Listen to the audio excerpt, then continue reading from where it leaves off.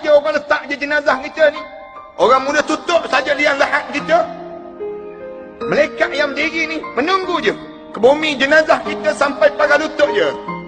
Bila sampai pagar lutut, bergerak dah malaikat di hujung kaki. Bergerak datang di hujung kaki ni, diri di hadapan muka kita. Mula halau solat kita, halau. Zakat dihalau, haji dihalau, sedekah dihalau, semua dihalau. Saya ulang banyak kali di mana-mana pun. Satu je dia tak boleh halau, tuan-tuan. Saya baca dalam hadis Rasulullah sebut, satu je dia tak boleh halau, Quran. Quran yang kita baca sebelum mana subuh.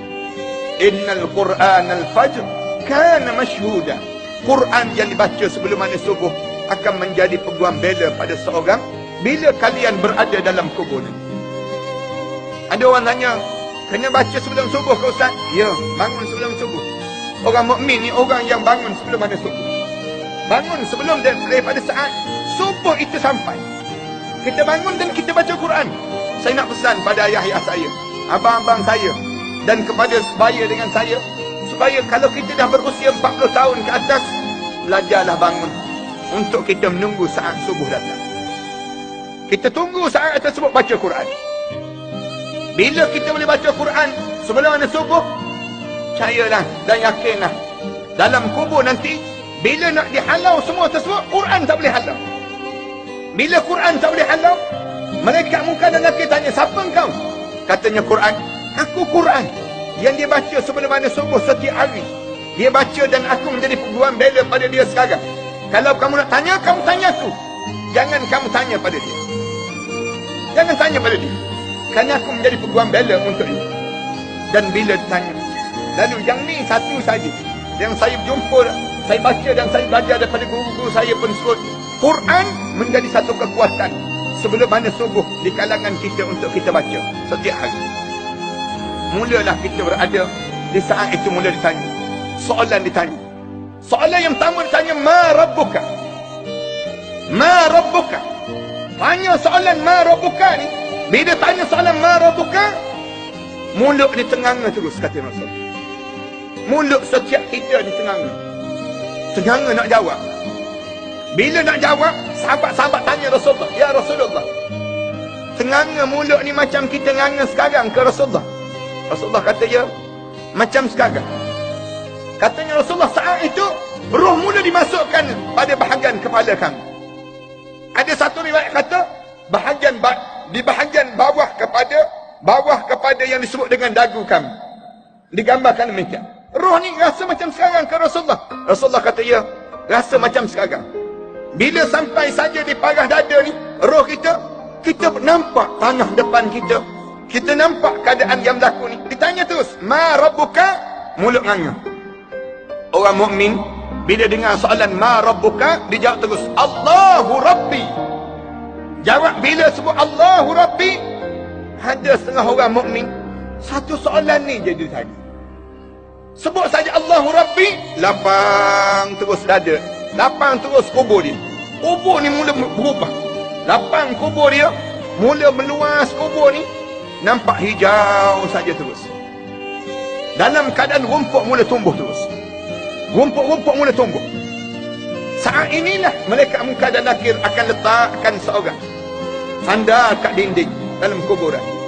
Ada hamba Allah yang ditanya satu soalan, dia jawab dan dia selesai terus. Esok jawab. Dan doalah mudah-mudahan kita, insyaAllah. Dan ada orang yang tak ditanya langsung. Ada orang yang tak ditanya langsung. Siapa yang tidak ditanya langsung? Rasulullah sebut, orang yang meninggal dunia dalam keadaan dia baru selesai membaca surah Al-Mulk, kemudian dia meninggal dunia dalam keadaan dia selesai saja membaca surah Al-Mulk. Bila selesai saja membaca surah Al-Mulk, masuk dalam kubur, tak ada soalan. Malaikat munkar dan nakir pun tak ada.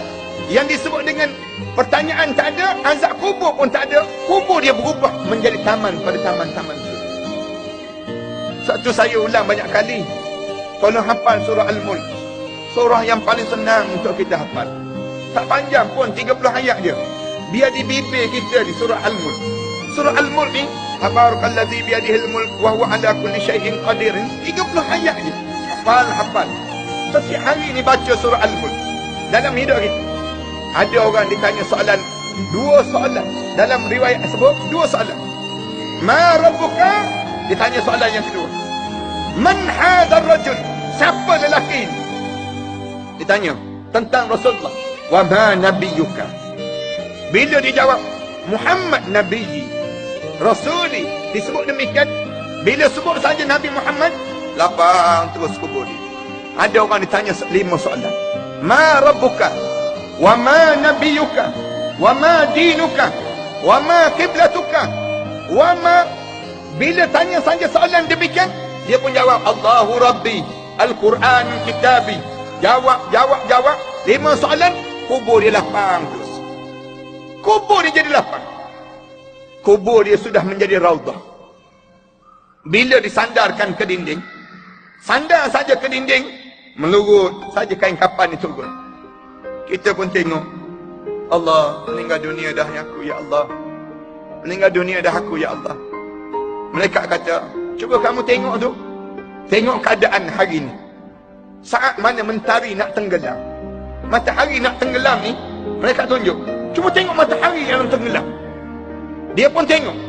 Bila dia tengok saja matahari nak tenggelam, dia sebut malaikat, aku tak semayasa lagi malaikat. Tak semayasa lagi malaikat. Oleh kerana hidup ni jaganya solat. Hidup ni jaga solat. Tengok matahari nak tenggelam, dia sebut pada Allah, sebut pada malaikat. Malaikat tak semayasa lagi malaikat. Malaikat kata, la salata laka. Tak ada dah solat untuk kamu. Tak ada dah puasa untuk kamu. Tak ada dah haji untuk kamu. Tak ada dah yang disebut dengan pada diri kamu. Walakin numu kailal arusah. Tetapi tidurlah bagaikan malam pengantin baru untuk diri kamu saat. Mudah-mudahan inilah keadaan yang kita ingin. Tuan-tuan, orang mukmin ni tak berhenti begitu. Rasulullah sebut lagi. Bila dia tengok saja, oh aku meninggal dunia dah. Bila aku meninggal dunia dah, dia sebut lagi, malaikat, ni yang warna hijau cantik ni, kemudian nampak pula daun-daun, rumput-rumput yang tumbuh ni malaikat. Ni datang daripada mana ni malaikat? Tanya, ni datang daripada mana ni malaikat? Malaikat jawab, inilah datang daripada tahajud yang kamu bangun sewaktu mana kamu hidup. Tahajud yang kita bangunkan, malam-malam bangun tahajud. Dan saya, yang ni pun saya nak pesan pada di kalangan sebaya dengan saya, ayah-ayah saya dan juga ibu-ibu, jangan tertinggal tahajud walaupun 2 rakaat. Bangun, kita akan rasa nikmat dalam kubur nanti. Bila selesai saja, bunyi dengungan. Bunyi dengung. Dengungan ini katanya, Rasulullah sebut dalam hadis ni, bagaikan dalam keadaan kita dengar lebah-lebah yang berterbangan. Lebah-lebah yang berterbangan. Kita pun tengok jauh-jauh, kita tanya malaikat, malaikat, ni bunyi apa ni malaikat? Ni apa benda yang berlaku ni malaikat? Malaikat jawab, itulah daripada roh-roh mereka yang telah meninggal dunia, dikumpulkan di Illiyin, sedang datang untuk menziarahi kamu pada hari ini. Oh, kita kata roh-roh, arwah ayah kita, arwah datuk-datuk kita mula datang.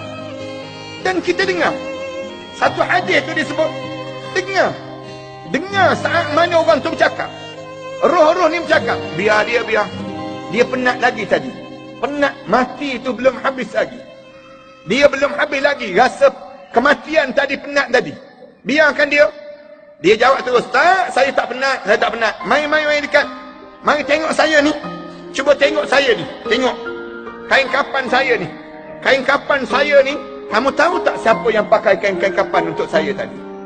Rasulullah sebut, setiap roh berbangga dengan kain kapan yang dipakaikan oleh mereka yang memakai untuknya, dengan cara pakaian yang terbaik untuknya. Ini dia akan jadi demikian. Siapa yang kena pakai? Saya sebut di antara orang yang paling terbaik untuk pakaikan pakaian untuk kita siapa? Anak kita yang paling saleh. Sentiasa pesan pada mereka, bila abah meninggal dunia, umi meninggal dunia, kamu kena siapkan pakaian untuk abah dan umi. Bukan itu saja, bila pakai ni, kita dah mula tunjuk pada dia. Kalau ada masa dan ruang dalam hidup kita, kita baring di atas kain kapan tadi. Kita tunjuk macam mana nak lipat kain kapan, macam mana nak pakaikan untuk diri kita bila kita meninggal dunia. Panggil anak kita. Jangan leka sangat hidup ini. Ni kain kapan sedang ditenun. Sedang ditenun untuk siapkan pakaian untuk Abi dan juga Umi.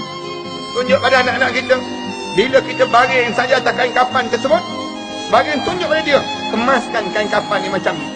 Ini cara yang terbaik untuk nak pakaikan bila menghadap di hadapan Allah. Start daripada mandi lagi. Bila mandi macam mana? Bila nak pakai kain kapan macam mana? Kerana setiap mayat ni dalam kubur tu dia akan tunjuk. Ni tengok ni kain kapan ni. Cantik je. Anak saya yang paling soleh yang pakaikan untuk saya. Anak saya yang usung jenazah saya. Anak saya yang mandikan saya. Anak saya yang siapkan saya untuk sampai di saat ini sebenarnya.